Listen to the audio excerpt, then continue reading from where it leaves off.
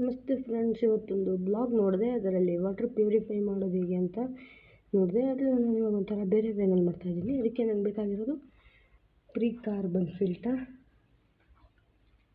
ಒಂದು box, storage box, old ಒಂದು granite cut ಮಾಡಿ ಬಳಸುವಂಥ ಪೈಪು, ಸ್ವಲ್ಪ ಟೂಲ್ಸ್ ಬೇಕು ಫ್ರೆಂಡ್ಸ್. ಈ ಟೂಲ್ಸ್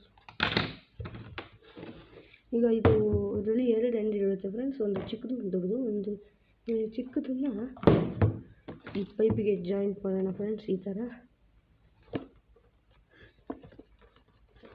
ಸ್ವಲ್ಪ ಜಾಯಿಂಟ್ ಮಾಡಿಬಿಟ್ಟು ಇದನ್ನು ತೊಗೊಂಡು ಲೈಟಾಗಿ ಪ್ರೆಸ್ ಮಾಡೋಣ ಫ್ರೆಂಡ್ಸ್. ಈ ಕಡೆ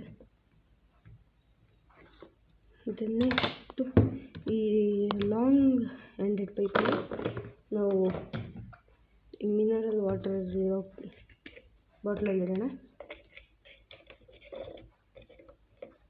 2 minutes ಅರೇಂಜ್ಮೆಂಟ್. ಈ ವಾಟರ್ ಬಾಟಲ್ನ ಸೈಡ್ಗೆ ಇಟ್ಬಿಟ್ಟು ಈ ಒಂದು ಎಂಡಿಂದ ವಾಟರ್ನ ಸೆಟ್ ಮಾಡ್ತೀನಿ ಫ್ರೆಂಡ್ಸ್.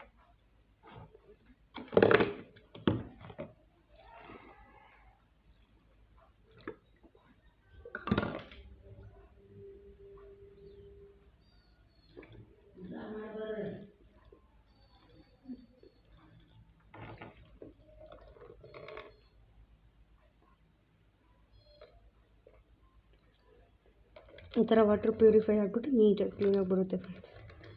ನಿಮಗೆ ಇಷ್ಟ ಆಗಿದ್ದರೆ ಚಾನಲ್ನ ಲೈಕ್ ಮಾಡಿ, ಸಬ್ಸ್ಕ್ರೈಬ್ ಮಾಡಿ. Thank you.